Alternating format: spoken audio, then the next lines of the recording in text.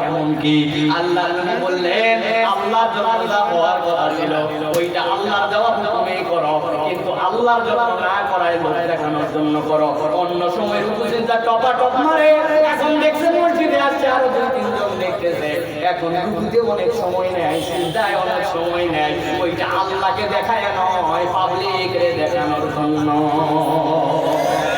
আছে না ভাই? অন্য সময় মহিলা দেখলে তাকায় না, শুধু যেদিকে যায় চোখ বরাবর নিয়ে দূরবীনের মতো দেখে উপর থেকে নিচ, কিন্তু পাশে আরেকজন আছে সুখী সাহেব সবসময় মাথা নিচু করে কোন ছেলেই হয় না। ওনার আল্লাহ নিষেধ করছিল, আল্লাহকে ভয় করে না, উল্টা জনগণকে ভয় করছে আর জনগণকে ওই বাবা পাওয়ার জন্য ইবাদত করছে। এইরকম লোক দেখানো কোনো আমল যদি হয়, আমার নবী বলছেন এইটাও হচ্ছে ছোট শিরক। মনে থাকবে এটা হচ্ছে এক নম্বর তারা দুনিয়া দুনিয়া দুনিয়া হিসাব মিলায় না।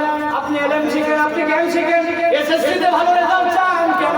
কোনো ভালো কলেজে ভর্তি হতে পারেন, এইচএসসিতে ভালো রেজাল্ট চান কেন? যাতে করে ভালো একটা ইউনিভার্সিটিতে চান্স পান, ইউনিভার্সিটিতে অনার্স মাস্টার্স করেন কেন? যেন একটা ভালো চাকরি হয়। ভালো চাকরি আপনি কেন করেন?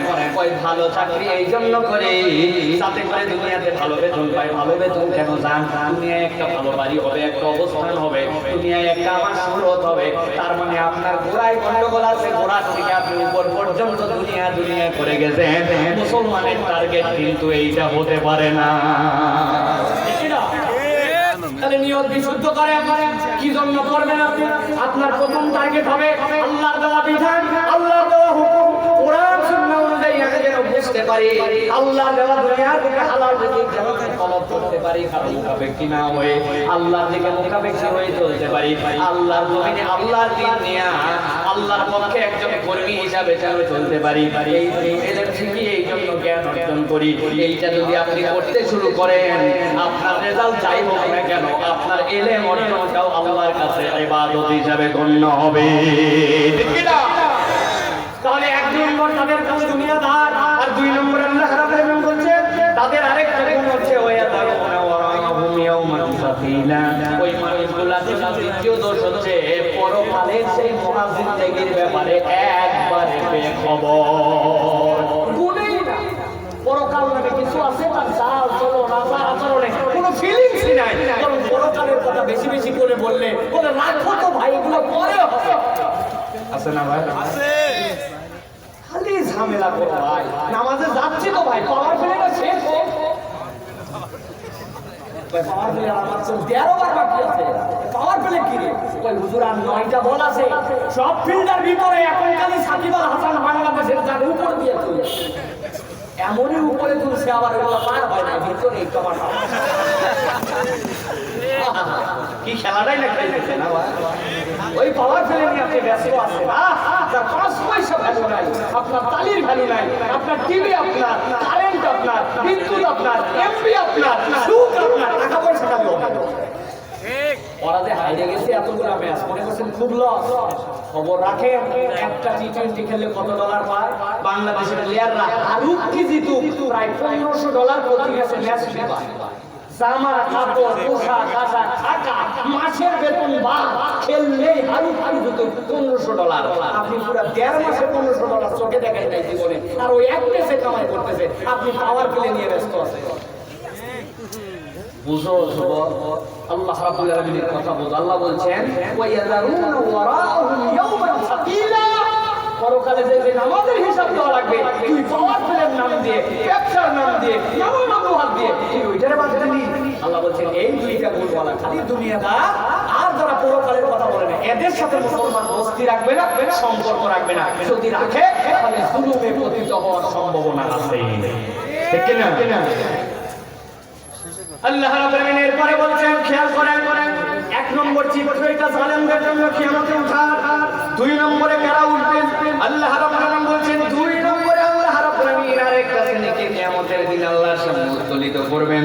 তাদের পরিচয় আল্লাহ দিচ্ছেন ওয়ালাউ তারাইদিল মুজরিমুনা নাকিসু রুসিহিম ইনদা রাব্বিহিম রব্বানা বাসারনা وسمعنا فارجعنا نعمل صالحا إنا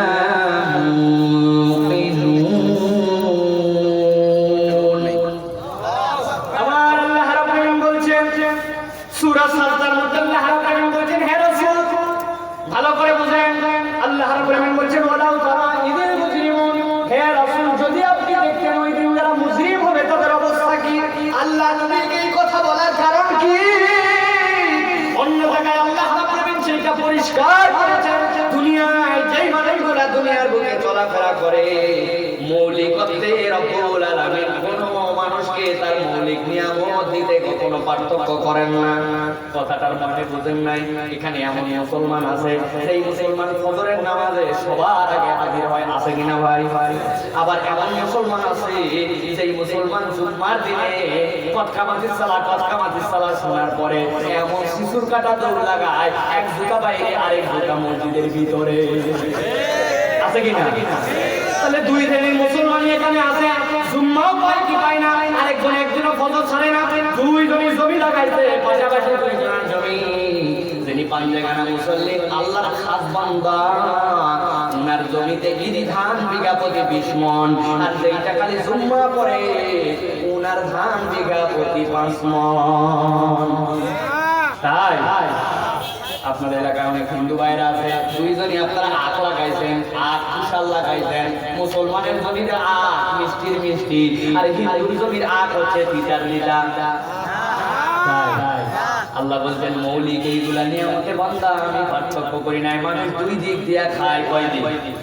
একটা খাবার তার কিনা লাগে, কামাই করার চেষ্টা করা লাগে, আর একটা খাবার কেনার জন্য আল্লাহ রাব্বুল আলামিন বান্দার হেডেক দেন নাই, চিন্তা দেন নাই। সেই খাবার ছাড়া আপনি একদিন, 2 দিন, 3 দিন বাঁচতে পারেন, ওইটার জন্য আপনার পাগলামো ছাগলামো আবেগের কোনো শেষ নাই। কেমনে চাল পাবেন, কেমনে ডাল পাবেন, কেমনে তরি তরকারি, কেমনে তেল, কেমনে আগুন, এইটার জন্য মানুষ পাগল। আর একটা খাবার ছাড়া মানুষ 5 মিনিটও বাঁচে না। এটা নাক দিয়ে আপনার যায়, ওই অক্সিজেনটা কোনো বান্দারে কিনে খাওয়া লাগে না। লাগছে? তাদের কিনে খাওয়া লাগছে, তারা জানে, আমরা একটু জানি। করোনায় আক্রান্ত হয়েছিলাম, একই পরিবারের দাদা মারা গেছে, চাচা মারা গেছে, ফুফু মারা গেছে, নানি মারা গেছে, একই বাড়িতে থাকে, উপরতলা নিচতলায় শেষ। ফেরত আসছে, আমি আর আমার বাপ হাসপাতালে ছিলাম। আব্বার বিল যখন আব্দুরালি হাসপাতালে শোধ করলাম, তখন দেখি অক্সিজেনের বিল আসছে 7 দিনে 79,000 টাকা। বয়স কত একটু হিসাব লাগান, আর কতগুলো অক্সিজেন খাইলেন হিসাব লাগান। আল্লাহ রাব্বুল আলামিন বলছেন এই মৌলিকত্বের রব্বুল আলামিন কাউরে পার্থক্য করেন নাই, কিন্তু রাসূল কিয়ামতের দিনে এক সেই মানুষগুলো দুনিয়ায় বড় বড় গল্প দিছে। আপনি ইসলামের পথে ডেকেছেন, আপনি মানুষকে দিনের কথা বুঝাচ্ছেন, হাজার অনুরোধ করেছেন, সে বুঝেও ফেলছিল, তারপরে দুনিয়ার বুকে মুসলিম কিয়ামতের দিনে চাল ডাল মিলায় একসাথে রাখা হবে না। আল্লাহর পক্ষ থেকে ঘোষণা চলে আসবে, সালাম কওলাম মির রাব্বির রহিম। এক শ্রেণীর জন্য সালাম, আরেক শ্রেণীকে বলে দেওয়া হবে ইমতাজুল ইয়াউমা আইয়ুহাল মুজরিমুন। মুসলিমদেরকে আলাদা করে ফেলো। আমার আল্লাহ বলছেন রাসূল কিয়ামতের দিনে যারা আল্লাহর দুশমন, নবীর দুশমন, ইসলামের কথা পছন্দ করত না, প্রকারাম করে গভীরভাবে ষড়যন্ত্র করত, কেমনে ইসলামের বিপক্ষে কাজ করা যায়, কেমনে কোরআনের বিপক্ষে করা যায়, উপরে উপরে খুশাই দেয়, তলে তলে ফোন লাগায়, মাহফিল না হয় ভালো ছিল। দুনিয়ায় মানুষ চিনতে পারে না, কিন্তু আল্লাহ রাব্বুল আলামিন বলছেন ওরে অক্সিজেন বন্ধ করেন না। আল্লাহ ওই রব্বুল আলামিন ওরে ধান চালের থেকে কমতি দেন না, তুমি তোমার আবাদ সমান সমান দেন। কিন্তু আল্লাহ রাব্বুল আলামিন বলছেন ওয়ালাউ তারা ইদিল মুজরিমুনা নাকিসু রুসিহিম ইনদা রাব্বিহিম রব্বানা বসরনা ওয়া সামি'না ফারজি'না না'মাল সালিহান ইন্না মুকিনুন।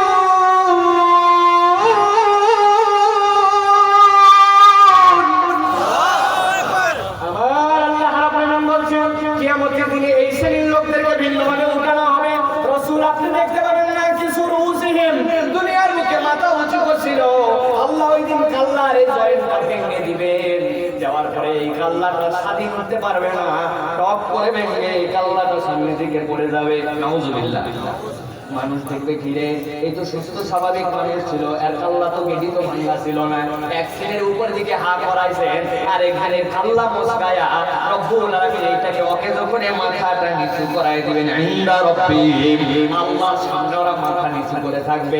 দুনিয়ার সব মানুষ যারা অপরাধ আছে, নানান ধরনের ভুল ভ্রান্তি আছে, কিন্তু তারা দেখবে আমি তো ডান দিকে কাল্লা ফিরাই, বাম দিকে ফিরাই, কিন্তু দুনিয়ায় তো ব্যক্তি বড় বড় ছিল, বড় তাজ্জুব ছিল, এই লোকের এই আচরণ কেন হলো? আল্লাহ বলছেন রাসূল আপনি দেখতে পাবেন, ওরা যদি মুসলিম হয়, অপরাধী হয়, ওই দিন আমি রব্বুল আলামিন তার রবের সামনে মাথাটা নিচু করায় দিব। আল্লাহ বলছেন এই নিচু করার পরে তারা দুইটা কথা বলবে আর একটা আবেদন শুরু করবে। আল্লাহর কাছে বলতে শুরু করবে রব্বানা সামি'না ওয়া সামি'না। আল্লাহ দুনিয়ায় বহুবার বলা হয়েছিল, বারবার বলা হয়েছে, ওয়াজের পরে ওয়াজ করা হয়েছে, বারবার আমাদেরকে কোরআন সুন্নাহর পক্ষে ডাকা হয়েছে। আমার একটা স্ট্যাটাস, আমার একটা ভাব ছিল, আর বলছিলাম দেখি তো কি হয়, দেখি না কি হয়, আর নিজে নিজে ভাবছিল আমার থেকে বড় বুদ্ধিমান কেউ না। এরকম কিছু লোক আছে না, নিজেদেরকে মহাসালা হয়, নিজেদেরকে মনে করে আমি একমাত্র বুদ্ধিমান। আমার খুব মজার একটা গল্প আছে। সেলুনে চুল কাটতে গেছে, নাপিত বলেন না আপনারা, চুল কাটতে গেছে, যাওয়ার পরে কাপড় টাপড় সব বাইন্দে টাইন্দে এখন চুল কাটবে না। এখন নাপিত বেচারে লোকে খালি বলতেছে ভাই আমাদের এলাকায় কি বোকা ছেলে আছে দেখবে। ও চিন্তা করছে আমি চুল কাটাতে আমি কি দুঃখে বোঝানি, কিন্তু ওর আগ্রহ ভাই একটু দেখবেন ভাই বোকা আছে। শেষে চিন্তা করছে চুল কাটার টাকা যদি এটা বোকা দেখা যায় দেখি বলছে ডাক দাও দাও। সাথে সাথে পকেটের থেকে দুইটা কয়েন বাইছে, একটা 5 টাকা আর একটা 1 টাকা। 1 টাকার কয়েনটা টেবিলের উপর আছে, 5 টাকারটা হাতে দিছে, নিয়ে দরজা খুলে ডাক দিছে। বাইরে একটা পোলা ঘুরতেছিল, বাচ্চা দিকে দিকে দিকে দৌড়ায় বাচ্চার ঘরে ঢুকছে। ঢোকার পরে বলতেছে এই দেখ আমার হাতের মধ্যে 5 টাকার কয়েন চিনিস, টেবিলের উপর 1 টাকার কয়েন চিনিস, চিনি। ওই দুইটার মধ্যে কোনটা নিবি? ওই টেবিলে টেবিলেটা নিবি বলছে 1 টাকার কয়েন হাতে দিচ্ছে, বাচ্চা বাইরে চলে গেছে। আর নাপিত বলতেছে ভাই দেখছেন বলছিলাম না বোকা কাকে বলে, এই যে দেখেন কেমন বোকার বোকা, হাতে 5 টাকা উল্লেখ করে বললাম সেনেও, তারপরে ওইটা নামে 1 টাকা নিয়ে চলে গেল। নাপিতের এই কথা শুনে লোক চিন্তা করছে তাই তোর তো গাঁদা মানুষ হয়, চুল টুল কাটা শেষ, টাকা পয়সাতে বাইরে গেছে, যাই দেখে ওই পিচ্ছি যেটা বোকা বানালো একটু আগে, ও একটা আইসক্রিম নিয়ে মুখের মধ্যে সুস্থেছে আর মাঠের মধ্যে ঘুরতেছে। আমরা ডাক দৌড়াই আসে, বলে কি হয়েছে? তুই তো বোকা কেন? এই যে তোরে আমারে বললো বোকা দেখবেন, এই কথা বলে ভিতরে ঢুকালো। ঢুকানোর পরে 5 টাকার কয়েন হাতে নিল, 1 টাকা টেবিলের উপর রাখলো, কোনটা নিবি বললো, তুই 1 টাকা নিয়ে চলে গেলি, তুই বোকা কেন? এই কথা আগে বলবেন না। শোনেন এই যে সালাক আর বোকা বানানোর খেলা, এটা বিগত 3 মাস ধরে চলছে। প্রতিদিন এইটা দেখায় আমি 1 টাকার কয়েন নিয়ে চলে যাই। এই সালাক বোকা খেলা দেখাতে যে 3 মাসে তার 90 টাকা গেছে। আর আমি যদি একদিন 5 টাকার কয়েন নিয়ে চলে আসি, তাহলে বুঝে ফেলবে সালাক পরের দিন থেকে আইসক্রিমের পয়সা দেবে কেনা। দুনিয়ায় আপনি মনে করছেন বাপরে ভাই আপনি একলাই আর কোনো সালাক বলে দুনিয়ায় নাই। আমার আল্লাহ রাব্বুল আলামিন তাদের জন্য বলছেন ওই মানুষগুলোকে আল্লাহ রাব্বুল আলামিন দুনিয়ায় অতি চালাক করেছিল। আহ্বান করলে বলতো এখনো বয়স হয় না, নামাজ পড়ার কথা বললে ইসলামে চলে যায়, দিন ইসলাম মানার কথা বললে মুখ দলের অজুহাত দিয়ে দিয়ে কোরআনের পক্ষে থাকে না, বিভিন্ন ভাবে সেখানে পিছু টান মারে। আমার আল্লাহ বলছেন না কি শুরু ওই মানুষগুলো কয়দিন মাথা নিচু করে দেওয়া হবে।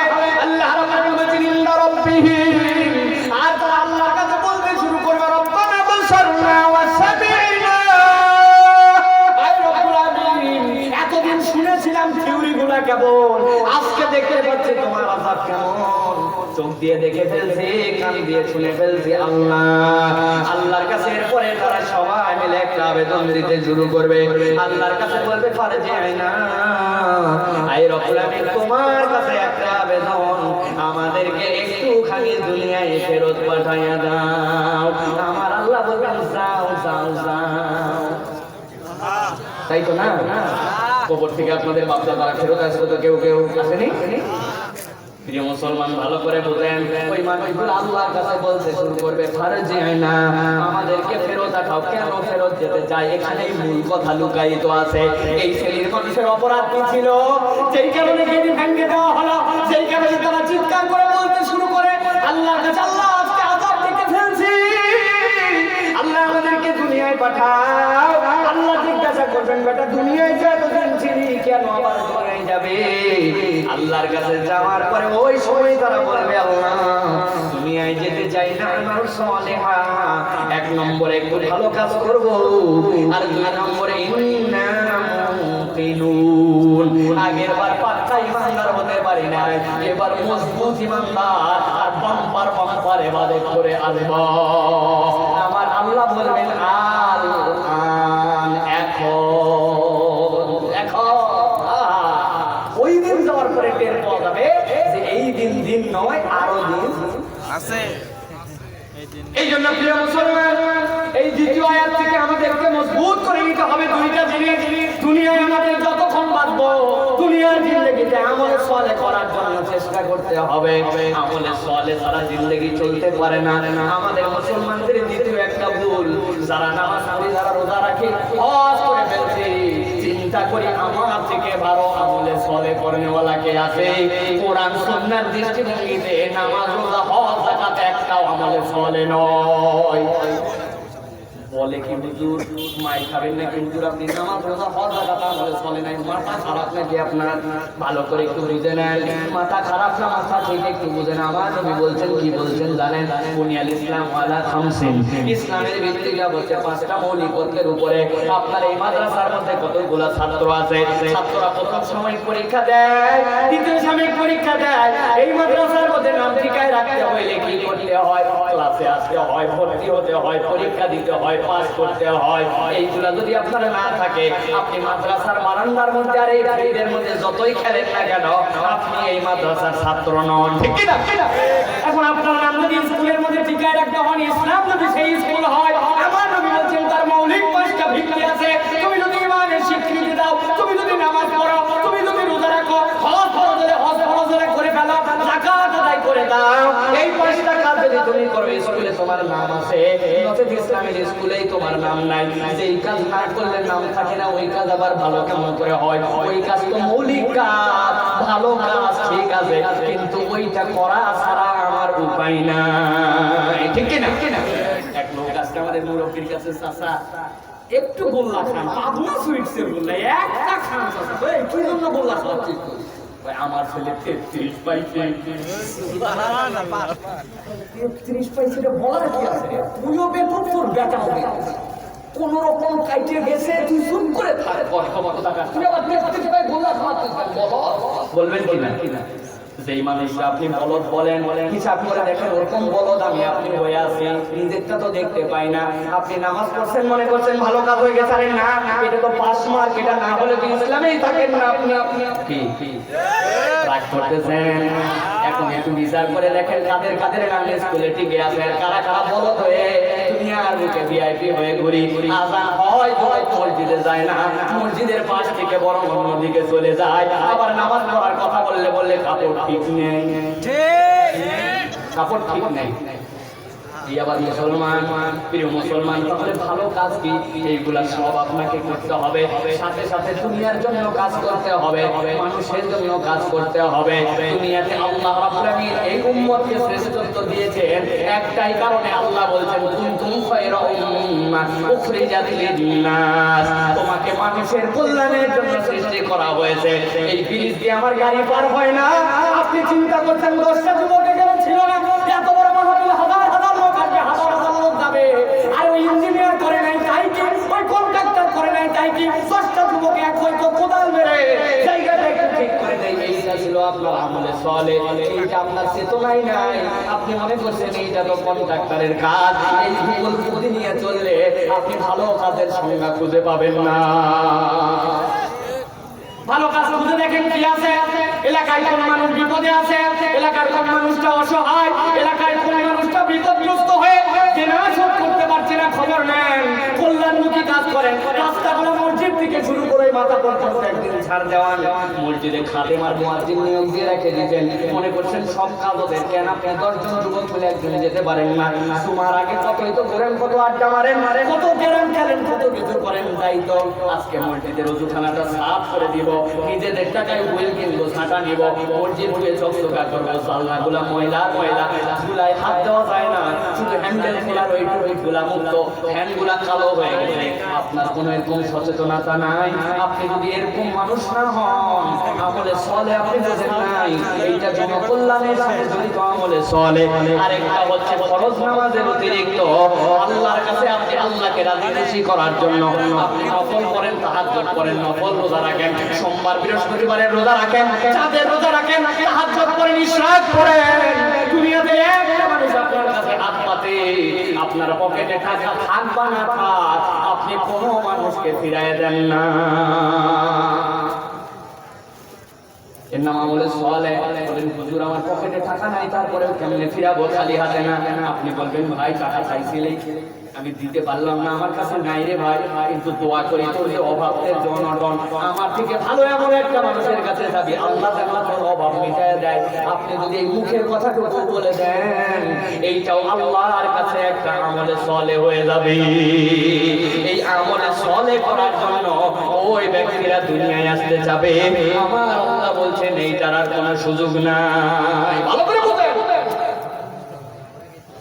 দোস্ত কই যাচ্ছে? ভাই আমার স্ত্রী বিপদে পড়ে গেছে, কি হয়েছে? কই বাচ্চা হবে মনে হয়, পেরেশান হয়ে গেছে। ভালো করে হাদিসটা শুনে যান। আমার নবী বলছেন ও দুনিয়ার মানুষ শোনো, সুরমান মাশা ফি হাজাতি আখি, দুনিয়ার কোন একটা মানুষ পেরেশানিতে পড়ছে, হাসপাতালে যাবে, আপনি কিচ্ছু করার নাই, হাসপাতালে যাবেন না, টাকা পয়সাও দিবেন না। তুই রিকশা ধরতে যাচ্ছিস, আমি যাচ্ছি তোর সাথে, এই রিকশা চালাবাই, ভাই আমার বাইকে যাবি, কয় টাকা ভাড়া? 20 টাকা। ভাই তো কম নে না ভাই, উনি যাবে, উনি রিকশায় চলবে, আপনি সাথে সাথে গেছেন, পিঠের মধ্যে হাত দিয়ে বলছেন টেনশন করেন না ভাই, আল্লাহ চাই তো কিছু হবে না ইনশাআল্লাহ। বিপদে পড়লে কোনো সহযোগিতা লাগলে টাকা পয়সা তো আমার নাই, আমারে বলেন, আমি কিন্তু রাস্তায় বলেও চলে যাব আপনার কাছে। আপনি কিছুই করেন নাই, একটা ভাইয়ের সাথে 10টা ধাপ হেঁটে হেঁটে গেছেন, একটা রিকশা ধরায় সহযোগিতা করেছেন। আমার নবী বলছেন তুমি জানো নাকি এইটুকু আল্লাহর কাছে কত দামি আমলে সলে? আমার মসজিদে নববীতে কোনো বান্দা যদি ইতিকাফ করে